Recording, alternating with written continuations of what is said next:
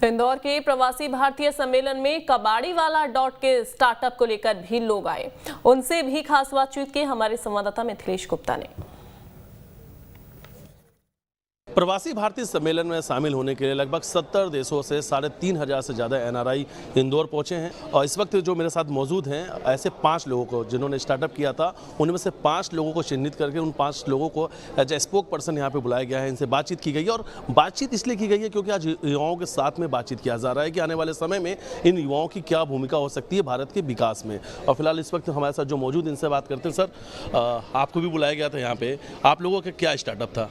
जी, हमारे स्टार्टअप का नाम है द कबाड़ी वाला .com। हम लोगों ने एक स्टार्टअप शुरू किया है जहाँ पर जो प्रॉब्लम थी, पहले आपको जो रिसाइक्लेबल कबाड़ होता है उसे बेचने में आपको पहले ढूंढना पड़ता था कि कब कोई कबाड़ लेने के लिए आएगा। तो हमने उसका एक ऐप बनाया हुआ है द कबाड़ी वाला नाम से। तो आप अपने घर पर बैठे अपने सहूलियत के हिसाब से आप कबाड़ बेच सकते हैं। आप जैसे देखते होंगे आज कुछ भी नया खरीदना हो तो आपके पास बहुत सारी वेबसाइट हैं जहाँ पर आप देख सकते हैं क्या खरीदना, उसका प्राइस क्या है। लेकिन पहले ऐसे कभी नहीं था कि आपको कबाड़ बेचने के लिए भी हो आप उसका प्राइस देख सकें। तो उस प्रॉब्लम को देखते हुए हमने इस ऐप का शुरुआत किया। आज 2 लाख से ज़्यादा कस्टमर हमारी ऐप का इस्तेमाल करते हैं। हम 5 शहरों में हैं, भोपाल, इंदौर, लखनऊ, नागपुर, रायपुर में। और बहुत बड़े बड़े क्लाइंट हमारी सर्विस, 500 से ज़्यादा बड़े क्लाइंट, कॉर्पोरेट क्लाइंट हमारी सर्विस का इस्तेमाल करते हैं। यही नहीं, हम म्युनिसिपल कॉर्पोरेशन को भी सर्विस देते हैं जहाँ पे आपका जो गीला सूखा कचरा होता है उसको लेके आप कैसे मैनेज करें, ड्राई वेस्ट को लेके। तो इस तरीके से हमने लोगों को अवेयर किया है स्वच्छता को लेकर और अपना कबाड़ रिसाइक्लेबल उसको कैसे डिस्पोज करें। क्या लगता था कि जैसे ये आइडियाज़ कैसे आया? क्योंकि कभी कभार हमें भी लगता है कि घर में बहुत सारा कचरा हो गया और हमें कोई कबाड़े के नंबर नहीं मिलता है कि यार इस कचरे को हमें हटाना है, कोई मेहमान आ रहा है।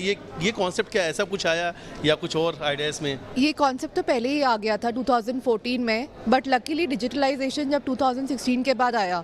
अब आपको चाहे सब्जी मंगानी हो या खाना बनाना हो, सब चीज़ें थ्रू ऐप होती है। तो इसके लिए ज़रूरी था कि कबाड़ का भी कोई ऑनलाइन टेक प्लेटफॉर्म हो कि घर बैठे आप जैसे खाना ऑर्डर करते हो वैसे आप कबाड़ भी अपना बेच सको। और जो प्लास्टिक वेस्ट और ई वेस्ट और ये सब जो पोल्यूशन की आजकल प्रॉब्लम हो रही है, उसमें हमारा प्लेटफॉर्म आज की डेट में बहुत ज़्यादा हेल्प कर रहा है। सिर्फ इंडिया में ही नहीं, इनफैक्ट इंडोनेशिया में या और भी जगह हम लोगों का आइडिया लिया गया है कि कैसे हम लोग वेस्ट को लेके घर घर से उसे रिसाइकिल कर सकते हैं। दुनिया के अलग कोने कोने से देशों से लोग आए हुए हैं यहाँ पे। क्या कुछ आप लोगों से किसी ने क्वेश्चन भी किया? क्योंकि जब आप लोगों ने अपना स्टार्टअप शेयर किया लोगों से, तो क्या कुछ सवाल भी आए लोगों की तरफ से? अभी तक तो हम लोग अभी यहाँ पे आए हैं, पर लेकिन हम लोगों ने इंडोनेशिया प्लास्टिक वेस्ट चैलेंज और Wharton university plastic waste challenge, ये सब प्लास्टिक वेस्ट चैलेंज जो अक्रॉस द ग्लोब आजकल कंडक्ट हो रहे हैं, क्योंकि गवर्नमेंट अक्रॉस द ग्लोब इस एनवायरनमेंट को लेकर बहुत ज़्यादा चैलेंजिंग ये इशू है कि प्लास्टिक वेस्ट को कैसे कम किया जाए। तो उन्होंने ज़रूर हमारी कंसल्टेंसी ली है कि कैसे आप लोग टेक के थ्रू और ऑन ग्राउंड जो वेस्ट पिकर्स होते हैं, हमारे कचरे बिनने वाले होते हैं, उनको भी एम्प्लॉयमेंट देके और टेक इंक्लूड करके कैसे आप कचरा कम कर सकते हैं और लोगों को उसके लिए पैसे भी दे सकते हैं। अपना नाम बता दीजिए। सोनिया। तो देखिए, यही चीज़ हम आपसे सुबह से जिक्र कर रहे थे कि आज जो पहला दिन था एनआरआई के युवा सम्मेलन, क्यों हम कह रहे थे, क्योंकि ये जो युवा है जो दुनिया के तमाम अलग अलग कोने से यानी अलग अलग कंट्रीज से यहाँ पे आए, उनके जो आइडियाज़ हैं उन आइडियाज़ को एक दूसरे से शेयर किया जा रहा है। और केंद्रीय मंत्री अनुराग ठाकुर ने उनसे बातचीत भी की और कहा भी कि पासपोर्ट के रंग तो भले अलग हो सकते हैं लेकिन हमारे ब्लड का जो कलर है वो एक है, हम सब इंडियन हैं। और ये सब इंडियन, चाहे वो विदेश की धरती में काम कर रहे हैं, चाहे अपने भारत की धरती में काम कर रहे हैं, अगर हमने अपने विचार को, हमने अपने आइडियाज़ को मिला लिया तो भारत बहुत शक्तिशाली हो सकता है और इसी शक्तिशाली दिशा में हमें आगे भी बढ़ना है। वीडियो जर्नलिस्ट विजय मंगल के साथ मिथिलेश गुप्ता, न्यूज स्टेट, इंदौर। वहीं प्रवासी भारतीय सम्मेलन में आए एनआरआई से भी हमारे संवाददाता ने खास बातचीत की है। प्रवासी भारतीय सम्मेलन इस वक्त इंदौर में चल रहा है और हमने आपको एक एक तस्वीर यहाँ से दिखाई है।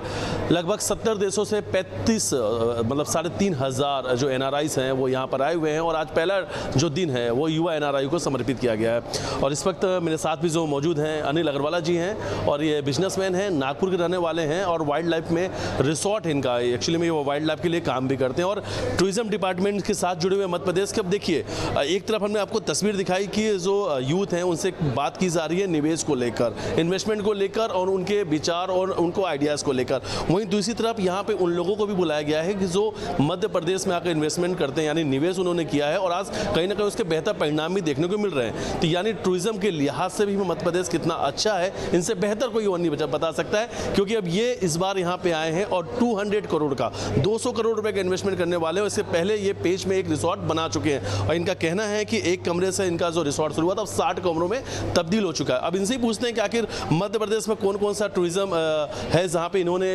वाइल्ड लाइफ का, जहाँ पे इन्होंने अब ये डिसाइड किया है कि वहाँ पे ये रिसोर्ट बनाएंगे। नमस्कार, हम लोगों ने पेंच के बाद कान्हा में ऑलरेडी रिसोर्ट चालू कर लिया है। बोरी टाइगर रिजर्व जो बैतूल डिस्ट्रिक्ट में है, वहाँ हमारा रिसोर्ट मई के महीने में चालू हो जाएगा 39 रूम्स का। हम लोगों ने 32 एकड़ ज़मीन संजय डुबरी नेशनल पार्क में ख़रीद लिया है। पन्ना में 11 एकड़ ले लिया है। और हम लोग नौरादेही, खिवनी, ये एरियाज़ में भी हम लोग लैंड शायद 15-20 दिन में हमारा फाइनल हो जाएगा। मैं एक नाम अभी भूल रहा हूँ जो बट टोटल 8 जगह पे हम लोग वाइल्ड लाइफ रिसोर्ट्स बनाने वाले हैं। माधवगढ़ भी है इसमें? माधवगढ़ भी है। अच्छा, एमपी गवर्नमेंट की बात की जाए, टूरिज्म डिपार्टमेंट की बात की जाए, किस तरीके से सपोर्ट रहता है आप लोगों का? टूरिज्म डिपार्टमेंट का किस तरीके से आप लोगों को सपोर्ट मिलता है? मैं इसको एक बड़े ही इंटरेस्टिंग तरीके से बोलता हूँ। जैसे एक छोटा सा बच्चा होता है और हर छोटी बड़ी मुसीबत में वो अपने बड़े के पास चले जाता है मदद मांगने, तो मैं कभी कभी वैसा ही बच्चे जैसा महसूस करता हूँ। एमपी टूरिज्म बोर्ड जो है ये एक बड़े भाई जैसा है, जो भी प्रॉब्लम होती है हम चले जाते हैं और हमारे को वहाँ हर समस्या का समाधान मिल जाता है। I am extremely happy investing in Madhya Pradesh and I think this is one of the best places to invest money. Youth को आज आप भी एड्रेस करने वाले हैं, देखा भी मैंने, कुछ आप स्पीच भी लिख रहे हैं। हाँ, मेरे को एक समय अलॉट किया गया है बोलने के लिए, सो आई थिंक तो मैं सर वो जानना भी चाहूँगा कि वो पहली लाइन जिस तरीके से केंद्रीय मंत्री अनुराग ठाकुर ने कहा कि पासपोर्ट के रंग अलग हो सकते हैं लेकिन हम एक हैं, और मुख्यमंत्री शिवराज सिंह चौहान ने कहा कि लकीरों से तकदीर नहीं बदलती है, जो माथे के पसीने हैं वो आपको सफलता दिलाती है, यानी सफलता की पूंजी ही आपकी मेहनत है। ऐसा कुछ क्या आप संदेश देने वाले हैं? बिल्कुल, संदेश मैं ये देना चाहता हूँ जो मैं हमेशा बोलता हूँ कि मेरी औकात जो है या मेरे मैनेजमेंट की औकात जो है वो सिर्फ एक इंफ्रास्ट्रक्चर, जिसको हम शरीर बोल सकते हैं, वो बनाने की है। हमारे जो काम करने वाले बच्चे हैं, जो हमारी टीम है, उस शरीर में आत्मा वो लोग डालते हैं। तो मैं एहसानमंद हूँ मेरी पूरी टीम का, जो हमारे लोएस्ट लेवल से जो बच्चे काम करते हैं, जो मेहनत दिन रात करते हैं। और उन लोगों ने ही जब 60 साल की उम्र में मेरे सारे दोस्त रिटायर हो रहे हैं, उन्होंने मुझे प्रेरणा दी है कि मैं अपना सेकेंड इनिंग शुरू